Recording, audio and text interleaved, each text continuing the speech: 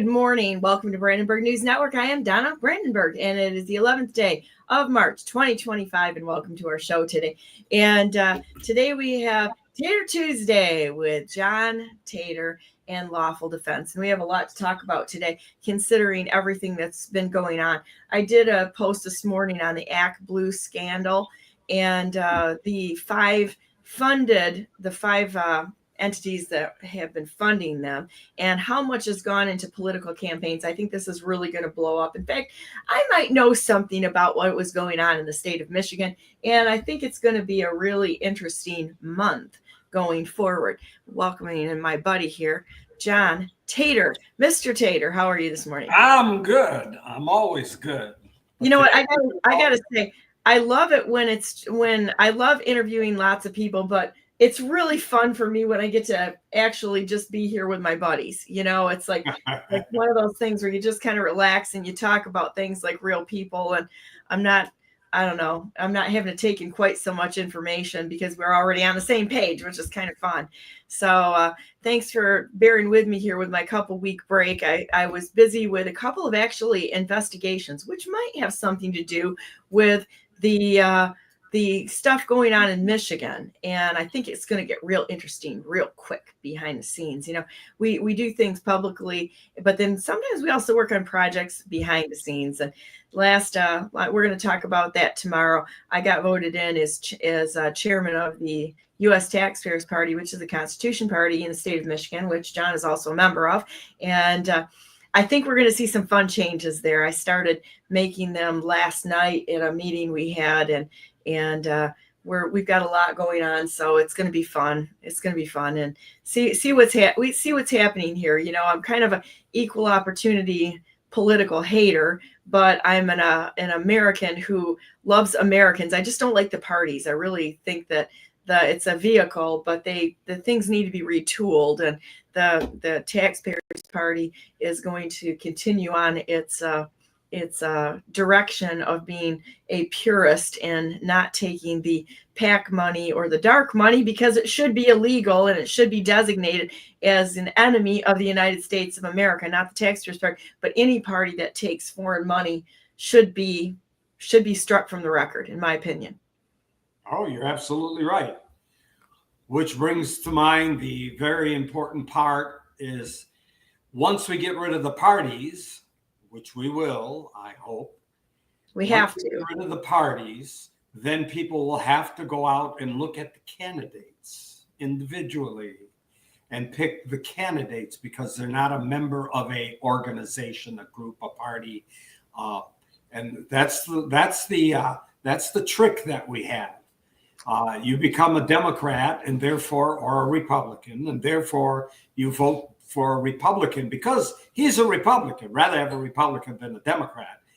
Lesser of two evil nonsense that exists. Not what the person is all about, not what the individual talks about, but what the party talks about.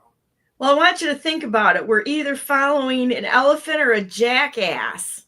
Think about that. It's like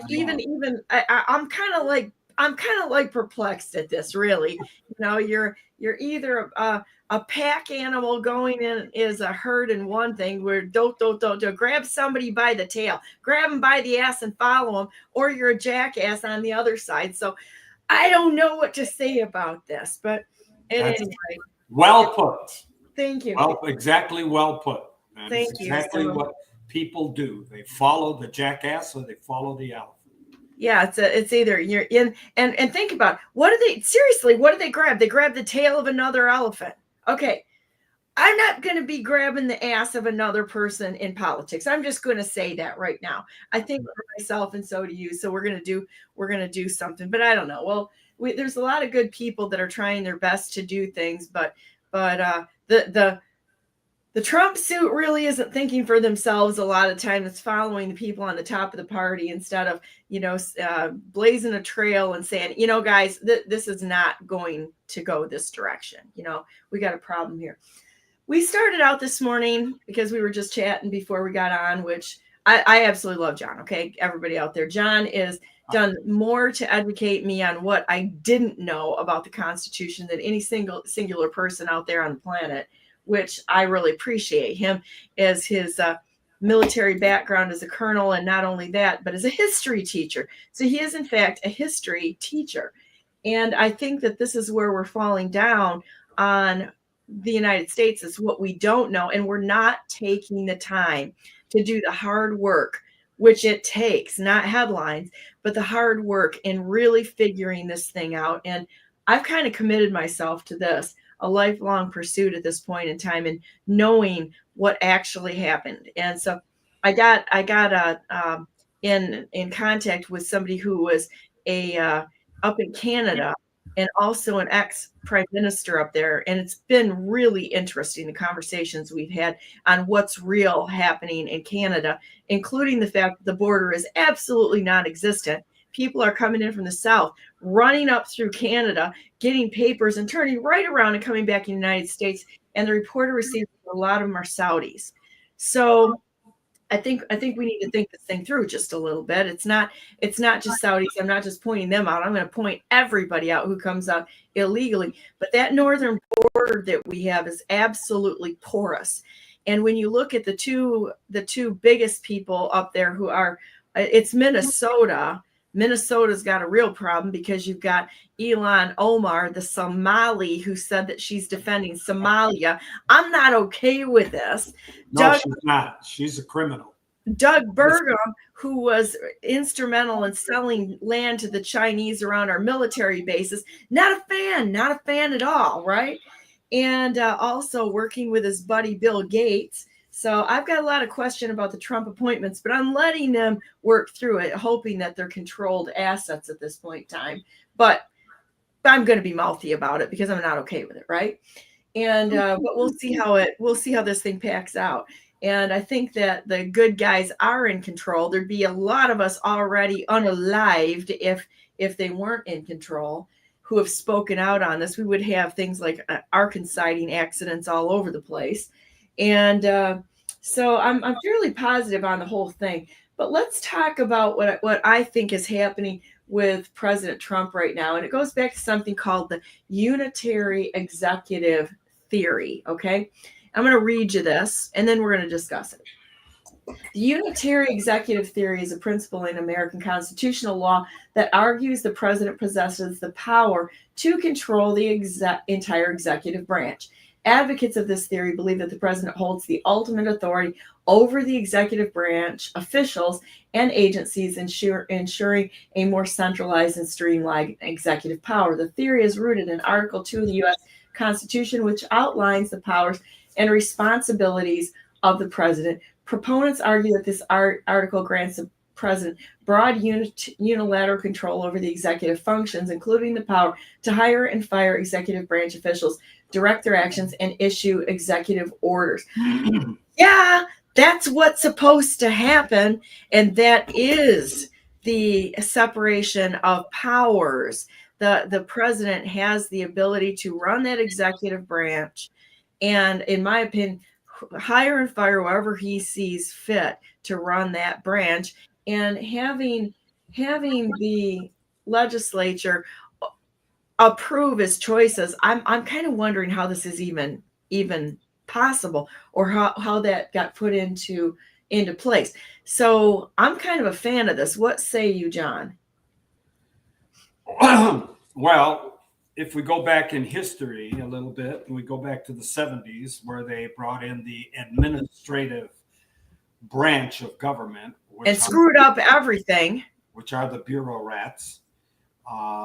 You said official in your speech there, in your I was reading. I understand, but they're not official. There's no such thing as an official in office. They're public functionaries. We got to go back to the original language that we had back in the 1886 when Norton was brought on board. Norton talks about these public functionaries. They're not officials. They're not leaders. They're not what else? What other things do the news media call them? Officials, leaders, I can't even think of all of the nonsense that goes on out there, but they are public functionaries. They have a function in government, and that's all they do. And so as long as we don't look at them as officials, and as long as we don't look at them as leaders, then we take on the role of who we are. We are the leaders. We are the people. We are the officials.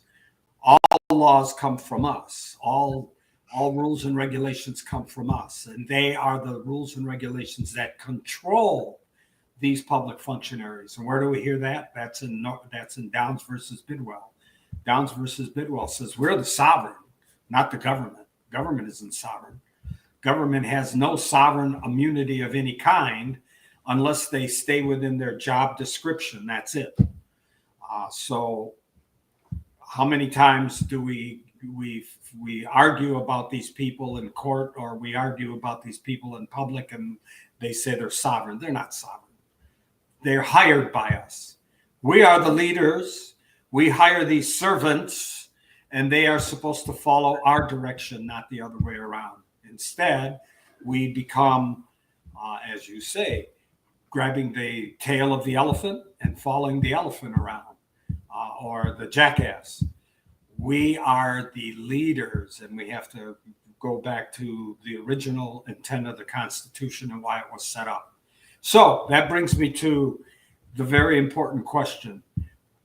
What form of government do we have? Do you want to answer some of these, or if you don't want to, then just shake your head and I'll continue. I'll give that one a go, okay? And so, in realizing that John is going to tater me and go, "You're wrong" at some point in time, but that's all right. I have a lot to learn, so there you go. So we have a constitutional republic. Okay, we just have a republic, a constitutional republic. That's okay, you can say that, but we have a republic, and a republican form of government is what, in distinction to the other form, which the other people think we have, is a democracy. What's the difference between the two?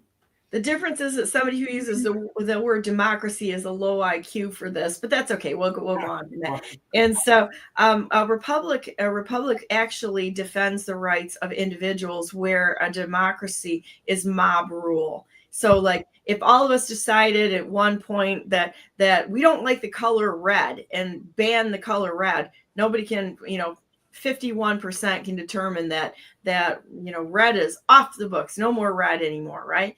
Where a republic is, you have representatives that represent to have your voice heard. So it actually is more stable, and it defends the rights of all people, not just a quick vote. And democracy is very unstable. If let's just say that with our fake news out there, fake stream news, and now we've got USAID that's been funding 5,000 of our podcasters and influencer, which makes us look really good because we have not taken any money. We do this for free, right? And I don't know. I think I had like $10 that Rumble gave me as a kickback or something like that. And I don't even know how I got it. I didn't sign up for it. All of a sudden it said, "You've got $10 in your account." I'm like, okay, I guess that's the way it works. I don't know, but we don't take any money, right? When you look at a democracy, if the fake stream media went out there and did a headline campaign with their brainwashing mechanism and their programming mechanism, we could literally have the United States go, "Yeah, I think we want to nullify the Constitution. I think we want to nullify blah, blah, blah." And we could use it. Or they could use that against the things we believe in, destroying everything. You can't do that. You got to have a more longer game process. And a republic ensures that, including the rights of the individual. The democracy does not. That's pretty good. Let's say that we have 100 people. We live on an island. We have 100 people. And in a democracy, we're going to have a democracy first. In a democracy, we're going to have 50 plus 1 vote on any issue. You pick the issue, I don't care what it is. So 50 plus 1 vote on that particular issue. And so that issue is passed, and everybody must follow that 50 plus 1 person. Now, suppose 2 years later, or maybe a year later, or maybe 6 months later, 2 of those people die that are on the 50+1 side. So we take a vote again. Now the vote swings in the other direction because now it's 49+1 that ends up winning the battle. So the whole philosophy changes. And then we'll suppose it happens again. Now we have a birth, and now that birth person can vote. So back to the 50+1. So this would be a seesaw kind of government back and forth, which it is. Our government is a seesaw government. Take a look at what went on in Michigan with the last 3 amendments that we voted on. That was a nonsense vote. Take the illegal. It was an illegal, unlawful vote. That is correct. Take the 1963 Constitution, which was voted on by 0.1% of the populace. We shifted a whole lot of laws, rules, and regulations based on the 1963 Constitution. That Constitution is a fraud. It's a fraud upon the Republic. Now, what's the purpose of hiring a representative? I mean, why would we want to do that to represent what we choose to have our government act like or do, or what we want our government to behave like? Why would we want a representative to represent us in a body of government versus we the people have the right to vote? What would be the benefit of a representative? Well, we have a voice, and you have somebody that represents you to the body to look at, consider, and to vote on, not that you have to have the majority vote of the population. Am I close to where well, you're close. You're close. In a representative government where we hire representatives, if we don't like what they say or do, we get rid of them through a voting system. Of course, the voting system has to be a legal system, not the one that the Democrats and the deep state have been running. But we have an opportunity to kick them out of office because they're not doing their job. What their job is, we've spelled out what their description is, what they can do, what they can't do, and it's limited. They have a limited ability to what they can do in Congress, and they have a limited ability to what the president can do or what the judicial system can do. Those are job descriptions, and they swear an oath to that job description when they take that office, that oath of office. So that has to also be intact and be powerful too. And that's what I attack whenever I go to court against a public functionary, that they violated their oath of office. When they violate their oath of office, they lose any immunity that they think they might have because they have stepped outside their duties, and they have become a renegade, basically, as Obama is a renegade. He has stepped beyond his legal authority and his legal duties. So he no longer has any immunity. He is stripped of that immunity. In which case talks about that? That's Ex parte Young. Ex parte Young says if you step outside your judicial, or you step outside your duties, your official duties, you are stripped naked and will suffer the consequences. Well, so what do you think about Benson's little stunt where she announced that she's running for governor in a public building? Well, if that, and I don't know if she can, I don't think she has the ability to do that. I don't think she can run for office if she's in the old office. It's like she's using her time and energy as a public functionary to run for another job. I don't think she can do that. Well, I believe it's a campaign finance violation of some sort. There's a whole bunch of violations. There's all sorts of violations, and then so why don't we? She's being paid for a specific job, and now she's trying to get another job. She needs to resign from her position and run for the new office. That she can, and not announce from a public building. Same thing, yeah. Same thing. You know, she can't just sit there in her office and say, "Well, guys, I'm sitting on my throne here, and guess what? I'm sitting on my throne. I'm an incumbent. And guess what? I'm running again. And see, I got the plaque on the wall behind me to prove that I have some sort of special superpowers as a criminal politician, which she is. Well, that's why people need to understand what our forms of government are and why we have what we have. And that is the crux of our whole system that has been corrupted over the years by language, by the media, by public functionaries that are in office that think they can get away with it because, you know, I'm elected. I stand above everybody else. No, they're below everybody else. They're below me. All of these public functionaries, including the president, because he works for me. I don't work for him. Okay, so what are the three branches of government that we have? Executive, legislative, as well as judicial. And what is the function of the, let's start with the judicial. This is going to be a full-on test today, isn't it? Yeah, let's start with the judicial department, because that's the one that seems to be causing all of the trouble and the rift with the president right now. What is the function of the judicial department? The function of the judicial department is to make judgments on whether things comply with the law. That's pretty good. Okay. Whether they're constitutional or not, because the law may not be constitutional. Okay. And this is where I see down is that they're not challenging any of these unconstitutional laws. None of them are. And I think that this is the first step. Is it would be for me as if I were running for governor would be to order a semi-full of pens, a whole semi-full, because that's what it's going to take to nullify all of these laws that they've put in their pretended legislation. Okay, so let's go back to the judicial department. What other function do they have?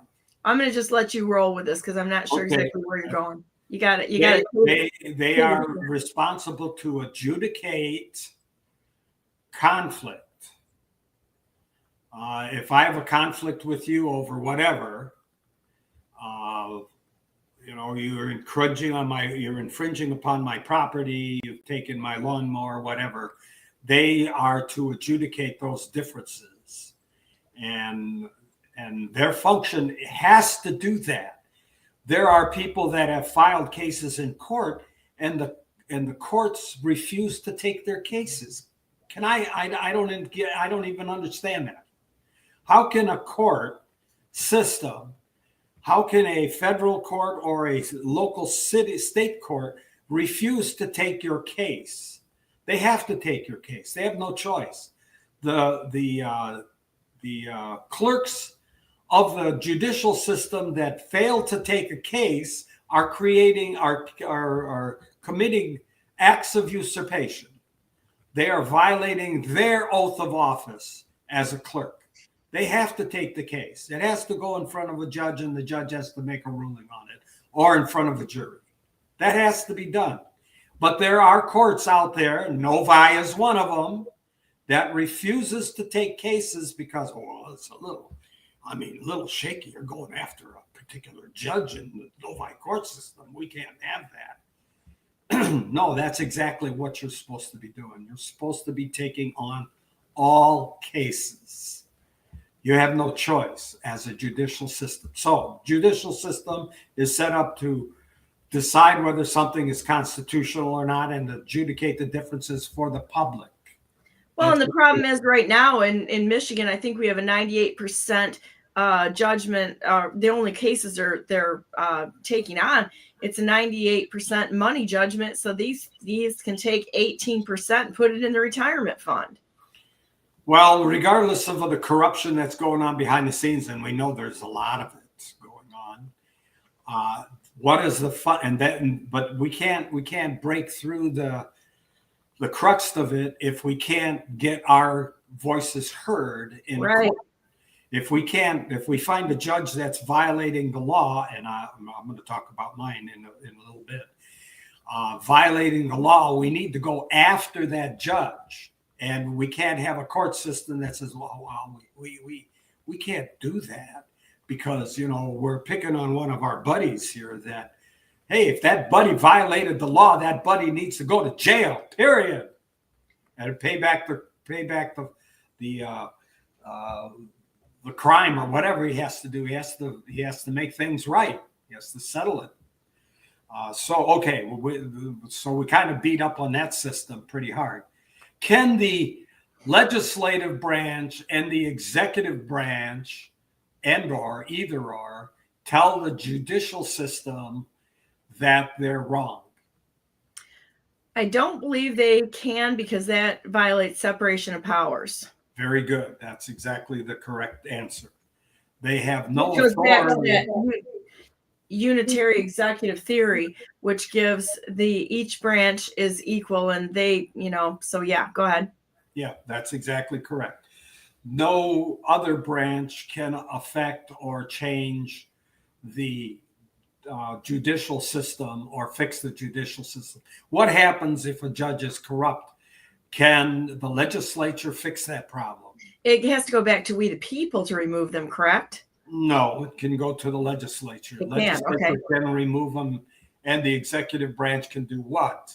The executive branch can put forth their name to the prosecutional system. President Trump can turn around and say, "Hey, Judge so-and-so is violating the law, and here it is.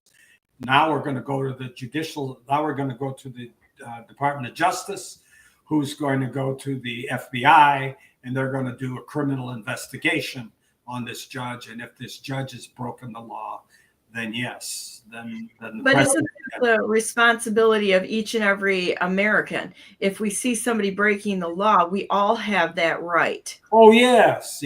But so, you see, the problem is we're not as we have to go through the process. We have to go through a lawsuit. We have to go through the agonizing. We have to pay fees and fines or fees in order to have this happen. We have to invest our time and our energy to have this happen. A lot of people don't want to invest that time and energy. Some don't have that time and energy because they're working, trying to keep their ends to meet. So that we can't rely upon the individual person to do it. So we have to rely upon our government setup in order to make it done. But of what we got to have a correct FBI, not a criminal FBI. We have to have a correct Department of Justice, not a criminal Department of Justice. Even though, based on Norton versus Shelby County, these departments do not exist. They do not exist because they have no constitutional authority to exist. We do not have a federal police department called the FBI. We do not have a Department of Justice because it is not constitutional. It was brought on board by grant through an act. So it doesn't exist either. But we have to deal with what we've got at the moment and fix the process with what we have, and either go and get a constitutional authority for these alphabet agencies or get rid of them. I like the second option there. That sounds really good. Hey, there's somebody posting in the chat, and Moose McGrew, I saw destroyers flying over Michigan. Prayers needed. Hey, can you elaborate on that? You know what? I'm going to give you my phone number. Give me a call after we're off the broadcast. It's 616-430-4410. And yes, it is my phone number, and I do pick up the phone. So, anyway. All right, back in. He says, what's over Michigan? I saw destroyers fly over Michigan. Prayer is needed. I'm not understanding that. Yeah, so I think destroyers are kind of like a water in the water. So not sure how they fly over Michigan. Yeah, I don't know either. Maybe destroyers. He's speaking of some sort of airplane. But anyway, could be like the drones. Yeah, we'll go on from there. So, but all right, the judicial department is sacred by themselves, basically. They have ways, we have ways of regulating them. That's through Congress, that's through the president. But they are individual, set up by themselves. How about the president? Does the president have the absolute authority in the executive branch to do whatever he wants to do? No, there's laws that govern it. Oh, he said it's comets. Okay. Keep going and give me a call, please. But anyhow, back to the track here. So yeah. Okay. Does the president have the absolute authority in the executive branch to do what he wants to do? no, he's got laws and policies. He's got a job description. Well, yes, but within his job description, does he have the authority to run the executive? Could he eliminate the DOJ, the FBI, the CIA, the Department of Agriculture, the Department of Education, Department of whatever?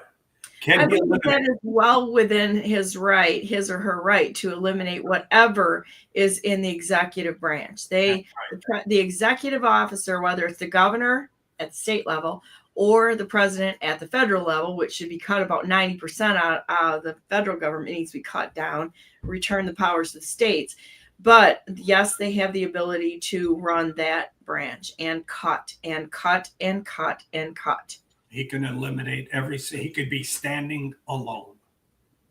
He doesn't need anybody behind him.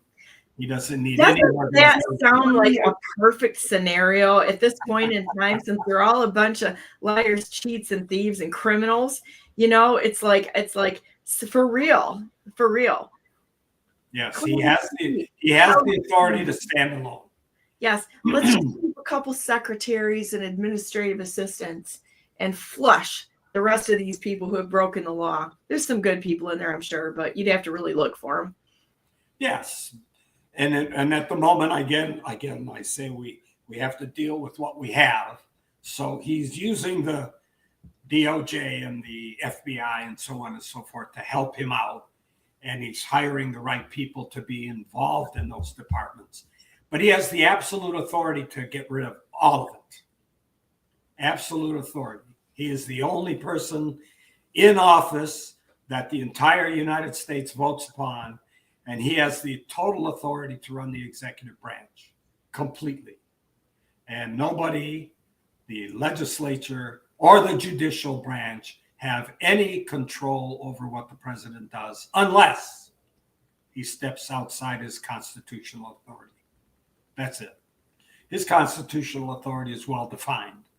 So if he's within the Constitution, he has the right to do whatever he wants to do. That's his job. That's why we hired him. That's why we hired him as our servant, not as our leader, as our servant. The entire government is a service contract.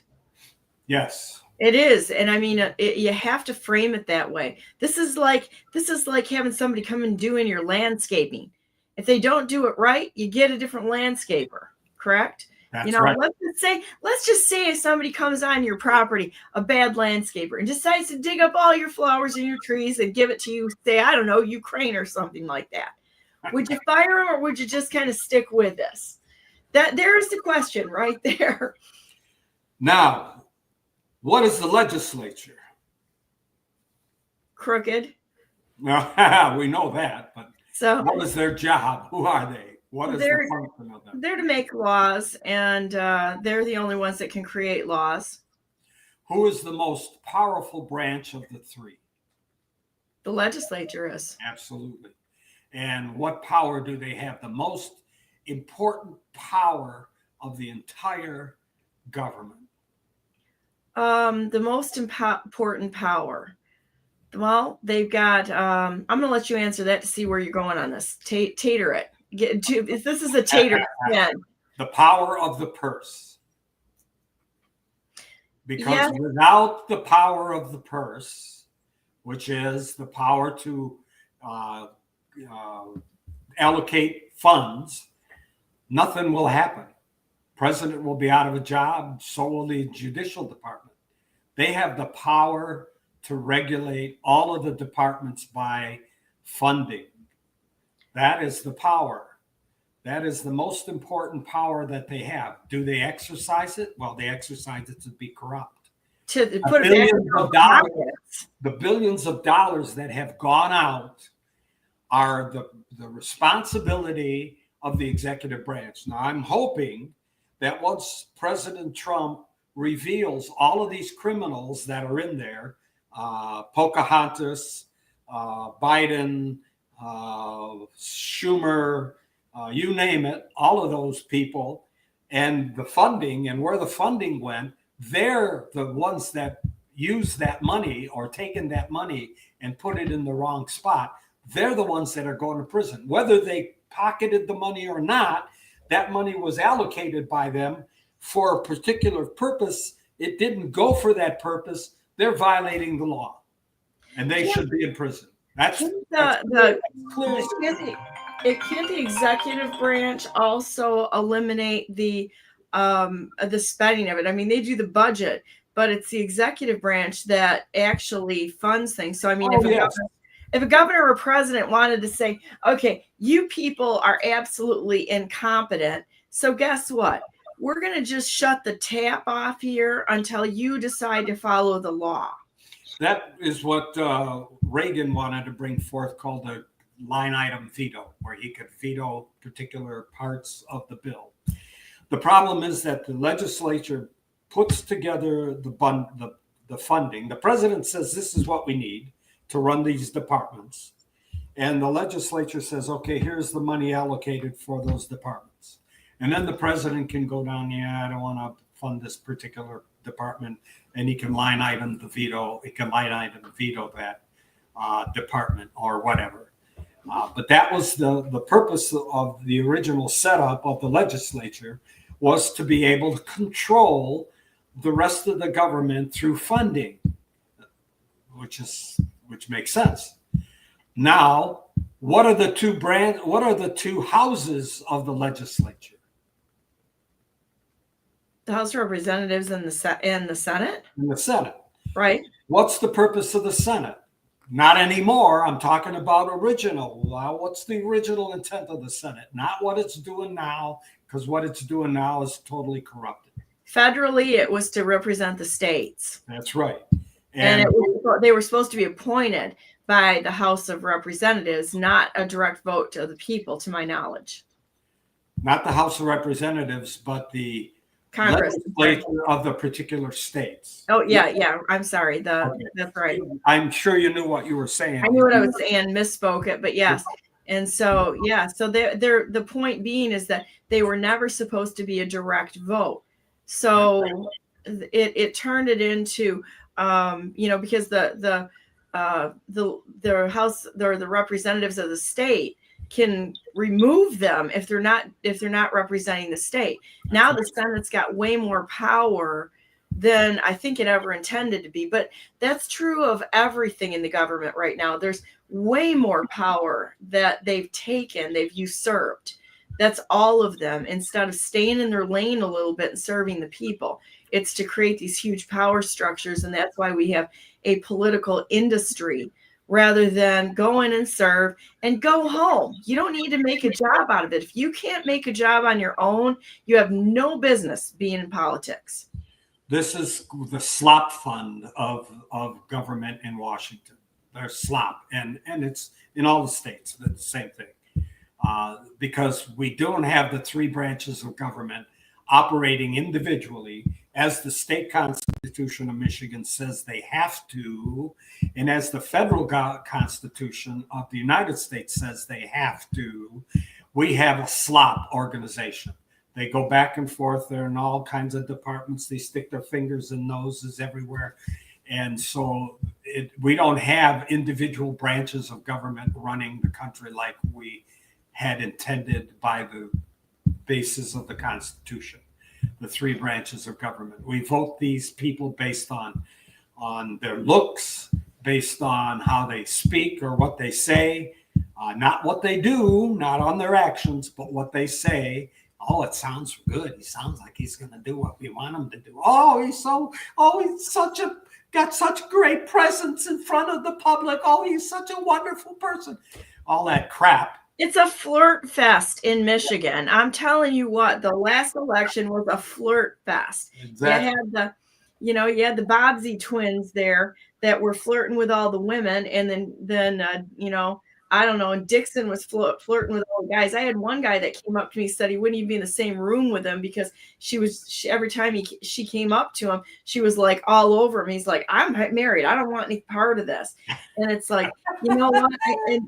And it's like, it's really a shame. You should think about this as these people. Would you want somebody in a bank or, you know, protecting or who you invest with acting the way these people act? I would not. There's no way that in the whole world that I would absolutely have somebody that was part of a flirt fest managing my money. You know, hate to say it, but whores be whores. And that's, you know, that's just the way it is. There's no way. And it's a bad metric to evaluate people based on that. And you know, not only that, I'm going to go back to what you said. It's about not what they say. What have they done? What have they done? You know, right now I'm going down some of the people that have said they're going to run for governor, looking at the candidates. Do you realize that we have yet another developer in sheep's clothing that has come forward who has tacked that person's self on to another person who should never be in politics. And I'm going to tell you what, once a person lies to me, I don't forget that sort of thing.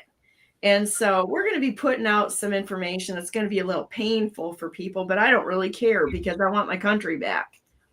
That's right. And that's what we need to do. We need to bring these people forward. We need to know who they are. We need to see them visibly as far as what kind of people they are and will they follow the Constitution and will they follow their oath of office. But that brings me to their oath of office, which is probably the most important thing that has been overlooked. And people like, Dershowitz, for example, he's an idiot. But Dershowitz says, everybody knows who Alan Dershowitz is, right? He's a attorney. Alan Dershowitz says everybody breaks their oath of office. It's no big deal. He is one of the without cussing and using a whole bunch of bad words, he's one of the sloppiest attorneys in the system. He doesn't read the case law. He doesn't know anything. He's an idiot.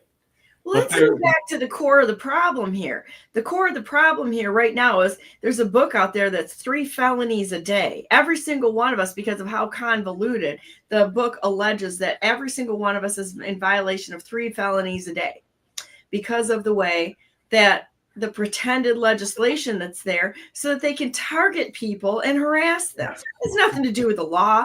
So if he says that, he's probably kind of right because of the lack of actually dealing with nullification of their pretended legislation. That has to come first because every single person out there right now is breaking the law in one form or another. It was sort of like what happened with the Bible. The Bible, God gave us 10 commandments. The Jews added 648 more laws. So they were saying, which law do you follow? Because if they followed one, they were breaking another one. That's why they were asking clarification all the time. That's right. And so, I mean, we're in the same spot. I mean, it's nothing new under the sun. We've gone right back to making self-serving laws to protect certain people and not others. And every one of them needs to go until we get back to what worked. Okay. I'll buy that as a good argument. Okay, thank you. Donna, I didn't get tatered on that one. So what am I doing specifically to kind of bring the Republic to the forefront? I filed a lawsuit against 3 judges who would not give me back my $400 filing fee because I did not get justice in the court. First judge, and I'm going to mention their names because I need everybody out there to know who these judges are. If you're in front of them, they're criminals. They're not judges. They're criminals in black robes. But one in particular is Nugent. He's out of Ohio. Probably not too many people run into him from Michigan. But my case was shifted to him because It was filed against several other judges in Michigan, and they wanted to get it out of the Detroit area and send it somewhere else. So they sent it to the Sixth Circuit. They sent it to Nugent. And Nugent, and the guy that sent it to Nugent was Guy Cole. He's the appeals judge in Michigan on the Sixth Circuit. He's another criminal. But he sent this criminal case, he sent this case to Nugent because he figured Nugent would be able to dismiss it, which he did. He dismissed it basically by saying, I'm in prison, I'm incarcerated, and because I'm incarcerated and I didn't pay my filing fee, he's ruling against me, and if I take this to appeal, it would be seen in bad faith, and they'd probably sanction me. So I didn't take it to appeal, but that was their theory. That was what Nugent said. I was incarcerated, never was in jail. And I paid my filing fee, which I proved by a check, and I proved by the check being cashed and so on and so forth. And he still ruled against me. So I put him on the list, and I put Cole on the list because I sent letters to Cole, and Cole ignored it. Cole didn't do anything. He was the appeals judge that sent it to Nugent, and he didn't even look into it, didn't care, didn't do anything. So I filed a lawsuit against those two judges, and it went to Yonker in your area, Grand Rapids. And Yonker said, hey, I didn't file a federal question. I didn't ask a federal question. The federal question is, what is a federal question? Violating the Constitution? Is that a federal question? If that isn't a federal question, I don't know what is a federal question. So now I filed a lawsuit. Huh? Highest law in the land. That's right. So I filed a case against the three of them. And I sent it back to Detroit. And lo and behold, 5 judges recused themselves from the case. And I'll give you the reason they recused themselves. They use this is called 28 USC 455A, if you wanted to look it up. But it says any judge, justice, judge, or magistrate, judge of the United States shall disqualify himself in any proceeding in which his impartiality might reasonably be questioned. Okay, USC what? US 28 USC 455A. 28 USC, what was it, 455 little a. Okay, let's see if it'll come up.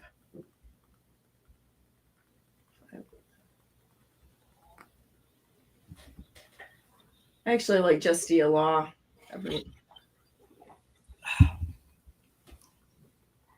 Anyway. So the question is why, are you not asking the question of why? There it is. There we go, boys and girls, right there. So why would they think that their impartiality? Well, maybe because they're impartial to the judge. I only know one of the judges that disqualified themselves, and that was Nancy, what the heck is her name? I can't think of her name off the top of my head. Because I was in front of her at one point. Because she was a judge in one of my cases. So, okay, I could understand her. But the other ones I'd never heard of, so. Here's some more of disqualifiers, though, too. I mean, there's all kinds of them. Personal bias, prejudice concerning a party, or personal knowledge of disputed evidentiary facts concerning proceedings, private practice, he served as a lawyer in a matter of controversy, blah, blah, blah, served in a governmental employment, and in such capacity participated as counsel, advisor, material witness concerning the proceedings. There's a lot. So the question is what specifically did they disqualify themselves for? This is interesting. Moose McGrew said, we shut down a minute, maybe wind's blowing. We have other channels too other than Face than Facebook, which I call fake book because I was kind of. It is fake. Yeah. So, BrandenburgNewsNetwork.com. You'll find us there live. That's the most reliable because we own it and we can keep everything up there. But also, there's 2 Rumble channels as well as on my X account and 2 Tor nodes, and I don't know, kind of all over the place. But if it goes out on you, do go to BrandenburgNewsNetwork.com, and that should stay up. Okay. So getting back to my case, because we're running out of time. I don't know how long you want to keep me on. You're it this morning. You are the man of the moment, the man of the day. Here's John Tatar right there. It's in a move, you know. Well, anyway, as of yesterday, I filed a notice to the clerk to put them in default, the 3 of them, because 21 days have passed.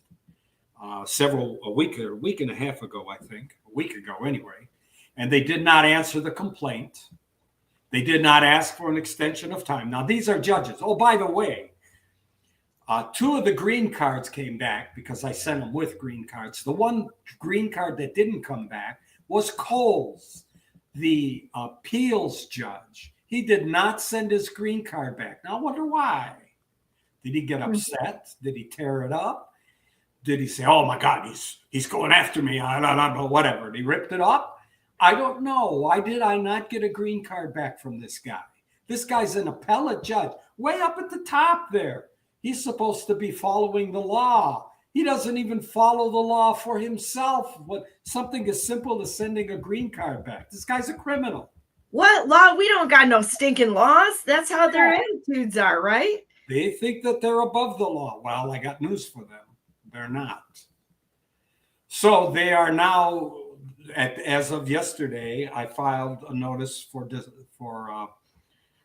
default on the 3 of them, which means basically the clerk's going to put in a notice or default them. And at that point in time, they have 2 choices. One, let it go into default. Let the judgment be held based on the merits of the case, in which case I will go after them financially, or they will have to answer, or they will have to plead neglect, but they still have to answer the complaint. They still have to, before they can say excusable neglect, they have to answer the complaint. So I'm wondering if they go and try to set the default aside, which they can do, how Yonkers is going to say, well, you know, I didn't understand his federal question, or his federal question was wrong, or whatever. How he's going to get away with that, or how Nugent is going to say, well, you know, I didn't know Tatar wasn't in jail. I just thought he was. How he's going to answer those complaints. How are they going to come back with what kind of answer? So I think that they're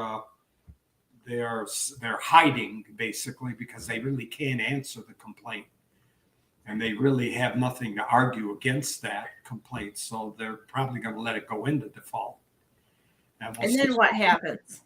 Well, then I'm going to go for collection. And what are you asking for? Well, per judge, $4 million, and plus the filing fee times 3, because for fraud you get triple damages. So that's $1,200. So $4,1,200 per judge is what I'm looking for.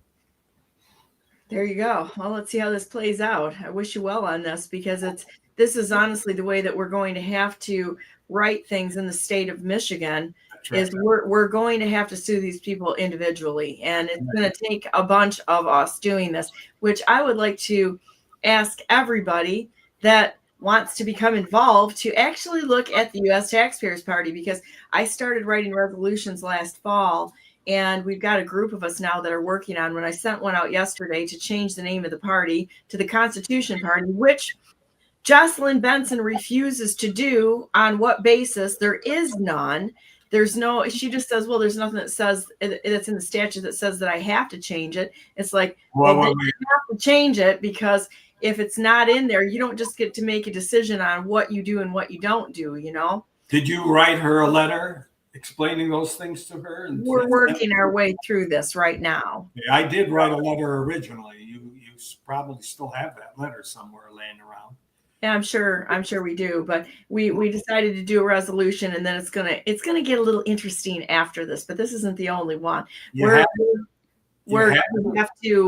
We have to move forward on this and not just talk. You know, it's like I'm really tired of the political party sitting around just talking but no action. It is like I'm done with the talking. You know, everybody has to do something, not just talk, not just worship this knowledge that we have. Knowledge is great. We have to study. We have to evaluate. We have to study. I'm not going to take away from that. But that's like learning to crawl before you walk. Okay. We got to get up and we've got to walk, and then we've got to run. And so if we want to take things back, if we want to make things better for our posterity, we're going to have to do something. And that process is what we've been focusing on here with John, and how to do the things that are necessary to take the United States back. And I think this is going to be an interesting time to be alive. If you got to write the letter in such a way that you point out that the law is not on her side, but on our side, that Norton versus Shelby County says an unconstitutional act is not a law, and she is performing an unconstitutional act by not allowing you to switch your party. And you spell out that if she doesn't do her job, which is change the party name as requested, and you send her 3 letters, and then you file a lawsuit against her, but not as a party, as an individual of that party. And you can have 4 or 5 other party members with the same lawsuit, just change a few comments in there, and all file that same lawsuit against her. You'll get her attention. Would you like to see the, let's see, would you like to see the file or the resolution we made? Well, you could bring it up if you want. Bring it up. The resolution is okay, because that's an internal argument with what it's a start. I mean, this is a start of, and that's why I started doing resolutions. It's a start, and it's for a group of people who want to take a stand on something. But once again, it's the start of the process. And so since nobody's doing anything out there of addressing these things other than just playing the popularity card, I decided to start writing resolutions. I'm not the best at anything, but I'm just willing to try. So there you go. There's my disclaimer. Resolution to change the name of the U.S. Taxpayers Party of Michigan to the Constitution Party of Michigan. So whereas the U.S. Taxpayers Party of Michigan is currently affiliated with the FEC-recognized national party known as the Constitution Party, which I love it when Republicans say, we are the party of the Constitution, but that's all they ever say. They don't quote the Constitution, they just say it. Whereas aligning the state's party name with that of the national party will promote consistency and reduce voter confusion, whereas in 1999, the National U.S. Taxpayers Party officially changed its name to the Constitution Party to better reflect its commitment to the U.S. Constitution, whereas following the 1999 change, all state affiliates except those in Texas, Nevada, Michigan, and California adopted the new name, whereas in Tashjan versus Republican Party of Connecticut in 1986, the Supreme Court struck down the Connecticut law requiring primary voters to be registered as party members. Ding, ding, ding, ding. Remember this, Republican Party of Michigan. The Republican Party of Connecticut allowed independents to vote in their primaries and argued that the statute violated the First and 14th Amendment rights. The court agreed, ruling the statute burdened the party's freedom of association. Whereas the Democratic Party versus the Wisconsin, La Follette, 1981, the Supreme Court ruled that party politics have the right to determine their own rules and procedures, including the selection of delegates to conduct the primaries without undue interference from the state. This case established the principle that political parties have a degree of autonomy in managing their internal affairs, which by extension should include the right of the party by vote of its members to change their name through filing a certificate similar to the process of changing party officers, which is true. Whereas the First Amendment to the United States Constitution agrees the right to freely associate, which includes the political party's autonomy in determining its name, identity, and internal operations, the refusal to honor the name change constitutes an unconstitutional restriction of this fundamental right. Whereas the 14th Amendment Equal Protection Clause prohibits states from applying inconsistent standards when addressing political party designations by allowing other state affiliates to adopt the Constitution Party name while denying Michigan the same. The Secretary of State is unequally and unjustly applying election law. Whereas Article 1, Section 5 of the Michigan Constitution guarantees the right to free speech and assembly, including the right to associate under a chosen political identity, the Secretary of State's obstruction of the party's name change violates the spirit of this constitutional guarantee. Whereas James Madison in Federalist Number 10 emphasized the importance of political factions as an expression of popular liberty, stated that political associations are vital to the democratic process. The state's interference in this matter contradicts the principle by impeding the party's legitimate organizational decisions. Whereas Federalist Number 51, Madison warned of the dangers of unchecked governmental power. The Michigan Secretary of State persistent obstruction of the lawful name change demonstrates an overreach of administrative authority. Yeah, you weren't not overreach. Yeah, you weren't there, so you got to show up on the Monday meeting. So there you go. We'll get it though. Overreach of administrative authority, undermining the democratic principle of self-governance. Whereas in Michigan, the Secretary of State has previously denied every request to change the party's name, resulting in the continuous use of U.S. taxpayers' party in the state. Whereas in Michigan, there is no statute governing the changing of a political party's name, nor defined process for doing so. Whereas the Secretary of State of Michigan is ignoring the precedent set by other states, which did allow the state party to change its name through filing a certificate in the same manner as political or as party officers changes. Whereas Michigan's Secretary of State used lack of funds and resources in the 2020 election to illegally justify the failure to validate signatures on absentee ballots, thereby setting a precedent that will ignore existing election law to suit partisan purposes. And whereas resisting the U.S. Taxpayers Party's request to permit the name change to the Constitution Party is likewise a partisan purpose. Therefore, be it resolved that the U.S. Taxpayers Party of Michigan hereby formally demands the Michigan Secretary of State recognize the process the change of its name to the Constitution Party of Michigan to match the national affiliate, which was done in other member states without the requirement of petition signature collection and verification that the party maintains existing ballot access subsequent to the name change. Be it further resolved that the Michigan Secretary of State shall uphold the oath of office to protect and enable the rights of we the people to carry out business as we deem necessary and not obstruct us. Be it further resolved that those who have been involved in subverting the will of the people and usurping authority never granted, harassing Americans, and violating the rights of any individual of these United States of America shall be prosecuted to the fullest extent of the law. Ding, ding, ding, ding. Remember that statement. Be it fully resolved that the copies of the resolution be transmitted to the Governor of Michigan, Secretary of State, and members of the Michigan Legislature and other relevant public functionaries to express the U.S. Taxpayers Party of Michigan's instruction of public functionaries on protecting the United States free and fair political process and upholding the rule of law according to the protections of our Constitution. Signed, the U.S. Taxpayers Party of Michigan, and adopted February 22, 2025. And this was sent out to every member of the legislature, the clerks, the media, as well as the executive branch of Michigan. And so that did go out. So we'll see what these guys actually do with it. We got a lot of I received, as the chairman of the party, I received a lot of automated responses, and so we'll see where this goes. Okay. In the future, when you write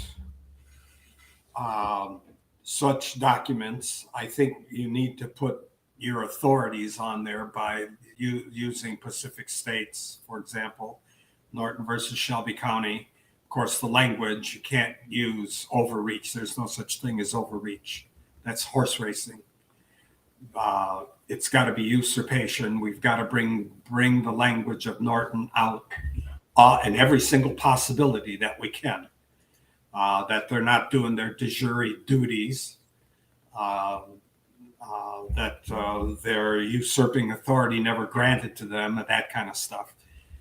Because when we bring out the appropriate language, then we will be in control of the narrative. We'll be in control of what's going on. If we can continue to use their language, first of all, overreach is not a language. You can't find it in the law books, and you can't find it in Black's Law Dictionary. It doesn't exist. That term doesn't mean anything. It's a nebulous word, that nebulous term that has no legal meaning to it. Usurpation does. If you usurp authority, that's in violation of your oath of office. That's criminal. That's that you'll get fined, that you can be fined for, that you can end up paying money damages for. But overreach doesn't mean anything. That's why they have diluted the language over the years, and we have bought into their language because, well, that's what the news media says. But that's not the lawful words that need to be used and to need to bring these criminals into focus and under control. And until we do that, until we change the language, until we bring about the language and bring about our authority, which we have. Years ago when we were in courts, and I was part of that too. But 20, 30 years ago, before we really understood what was going on, we would go to court, we would file our documents, and the judge would say, yeah, you got a great narrative here, but you got no authority behind it. No court cases, no laws, no nothing. It's just your story. And so based on on that storytelling, now we've learned to go with authority behind it. Now they're stuck. They don't know where to go. Well, I think that's a good way to even bookend this whole show here today. The fact is that we're only stewards of God's world, and we should be doing the right thing. There's an ultimate law here that needs to be followed, and then there's the law. As you go down in the structure, God is on top. We are the stewards of His world, and the law, as well as the governance, is under all of this to serve the said, what's above it. And the problem is they've kind of stepped out of line, and now we've got like a complete, disruption or removal of both God as well as the people. And this is what we're going to have to reset in a correct, and I don't mean a reset, okay, but we're going to have to reorder the process. And the political people who can't get it right, that they are there as a service contract to we the people. We the people are on I'm going to just say it, I'm on a work visa from God here on this earth. And he's the boss. It's His world, and He set it up. He made the natural laws to govern us and what is supposed to be done. And all of us need to be paying attention to that if we want to live in peace. Mm-hmm. I agree. So there we go. I mean, that's the order of things. And if we can't get that right, we're going to continue to have the same nonsense going on. This comes down to an individual choice of what are we willing to stand for? And it's an ethics question. All of these ethics questions that need to be run through. And that can only happen on an individual basis. And quite honestly, if you're not talking to God Almighty about it, you're making up the rules as you go. You're just like Jonathan Brader in the Board of Elections, who's just making up things on the fly. And so it's important to understand the natural law that was given by God, and everything underneath that falls from there. Jonathan Brader is violating his oath of office. That's where you need to go. You need to Yeah. on that. Well, he already did it. And then as ex-president of ERIC, controlling the voter rolls, you wonder why things are off the rails, and having him admit in a hearing that we're just making up policies on the fly. Are you kidding me? So that authority. He's a usurping authority. It was never granted. That's where you go. That's exactly it. So there you go. So what else do you want to, how else do you want to end on this, John? This was a great show. I'm glad we got back to the basics on this, because I always miss it when we don't come back and review the stuff that we've gone over, you know? Well, it's important for everybody to understand why we have the kind of government we have and what a republic is. And we need to push forward our philosophy of the republic and listen to these public functionaries who talk democracy. We don't want them in office. First of all, they don't know what kind of government we have. If you ever get the chance to go to a forum where a public functionary is standing and saying and giving a speech, and he uses the word democracy, that's where we need to zero in. What are you talking about? What country are you from? We don't have a democracy in America, do we? And see how he responds to that. Go after he, or when I'm saying he, I mean that's you. I'm using that generically. It could be a she too. I don't think we have any its in office right now. We probably do, some of them still in Washington that they're getting rid of. But anyway, we go after them for their use of their language. If they're talking overreach, what are we in a horse race? You know, bring them, start embarrassing these people up on the platform, so they themselves learn the language right. Because if they don't know the language, they're continuing the masquerade that we've been putting up with all these years, because they don't know any better. They're stupid, and we're putting them in office. We're putting them in charge of running particular government. We're giving them the power. We're giving them the guns and the bullets, and we're allowing them to make laws, rules, and regulations. And they're stupid. They're stupid people.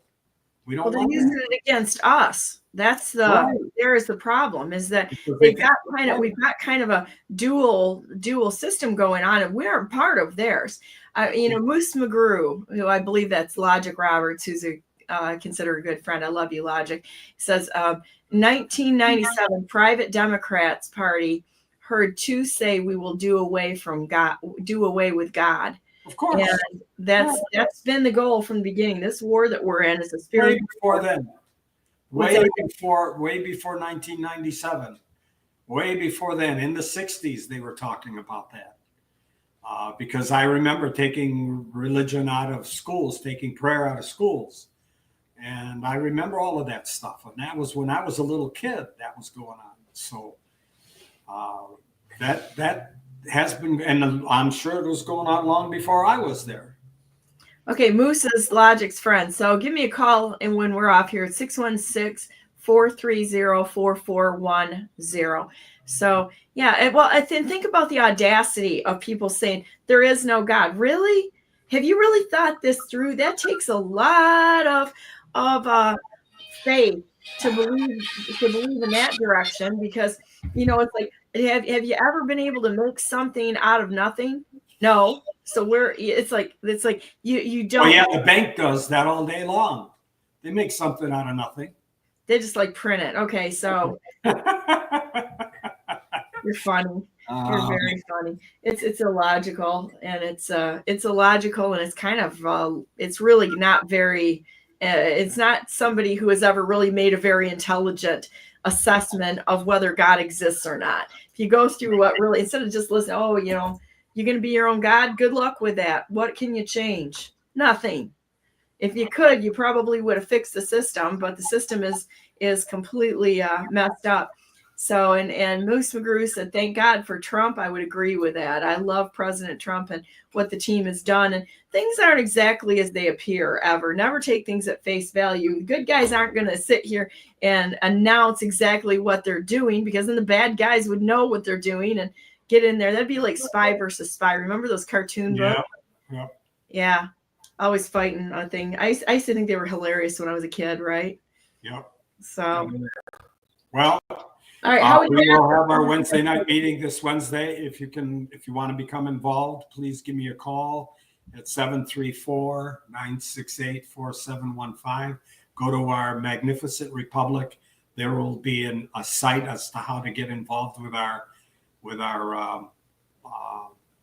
it's not a podcast, with our Zoom, or you can text me and I'll send you a invite specifically, and I'll put you on our mailing list. So get involved, learn more about what's going on. We have some people from your organization, from Brandenburg News Network, from California now that are showing up. We have one from New Mexico, John. He's always there. He's a regular. Myra from California is becoming a regular. We have people from up north, all over the place. Get involved, because that's the way you're going to learn how to deal with the system. You're going to not become a victim of the system, which is what they want you to do. There, I just put USTPM as USTaxpayersParty.org, and you can also go to Brandenburg News Network. You like my new toy? I've got my new toy up and working the banners. So it's like a new skill. You learn a new skill every day. Yeah. So now I've got banners. See, so you can go to John, or you can go to Magnificent Republic, or John Tatar 2 at yahoo.com, or USTPM.org for the U.S. Taxpayers Party of Michigan, or www.BrandenburgNewsNetwork.com. See, we've got all these resources. It's amazing. So, with that said, wish everybody a wonderful week. Yeah, let's go ahead and end this here. Hang on a minute. Let me turn Stay vigilant. My banners here. Hang on. I got to turn it off. Okay, there we go. So this is let's say a prayer first, and then we'll go. Dear Heavenly Father, thank you so much for John and all the wonderful knowledge that he's brought forward to help educate us on what we missed over our lives, and also just learning how to take the United States back, because all power is in the hands of the people that was granted by God. God gave us this wonderful country. You gave us this wonderful country, and we're just so thankful that you have been with us every step of the way, and that you're leading us out of the captivity that we've been in. And I really do believe that. I believe that for the faith of one, you will save this nation. And so we all need to focus in on you. Help us to open our eyes and get our focus correct and our priorities correct, putting you first above all things, seeking your direction before we take off in a direction, to seek your direction for us, for our country, to be helpful in our communities, our families. And we know that you're always good, that you will always answer our prayers, not always the way we want, but there's going to be an answer there, and it will be the best answer. And our faith isn't in what we see or hear. It's our faith is in you, no matter what, at all times. We're so thankful for you. You've been a great friend to us, and we want to be a friend to you, our Heavenly Father. In the name of Jesus Christ, we pray. Amen. And with that said, here we go, boys and girls. Go to ding, ding, ding, ding, BrandenburgForGovernor.com. Please invest in and consider who's ever not conceded in the history of the United States of America. And I would like to have a discussion with the rightful president of the United States, President Donald J. Trump, who was the rightful president in the 2020 election and continues to be the rightful president of the United States, perhaps commander-in-chief, if one frames it as being a military mission that we're on right now, which is very possible. But at any rate, we're going to continue to fight forward, and we all need to be standing together in this as brothers and sisters, as one nation, under God, indivisible, with liberty and justice for all. And it doesn't matter what party you're on. We're here to defend each other's rights and to stand together as one family, not a fractured family, not identity politics family, one family. We're Americans. And that's the only thing that has a place in our government is we're Americans. And so we should stand together. So at any rate, God bless you all. God bless all those whom you love. And God bless America. Have a great day and be those patriots that we know that you can be, doing something, not just talking, tatering people when you need to. You're wrong. And welcoming people in with hospitality and being a force for good here. Have a great day. And we'll see you tomorrow. Liberty Essentials are on tomorrow. And I've got a J6er that's going to be on tomorrow talking about what life is like after the release from their illegal incarceration as political prisoners in the United States. And we're going to be talking about this. I think the J6ers should be in charge of prison reform. They'd be perfect, right? Yeah. Somebody commits a violent crime in prison. Guess what? That should be deserving of a death penalty right there. We're done. We're just done. I may be a little hard line on this, but they're already in for a reason. They commit crimes of violence in prison. They're done. Okay. So, but we're going to be talking about some of this tomorrow. Have a great day and make the world a better place. Thanks, John. So long.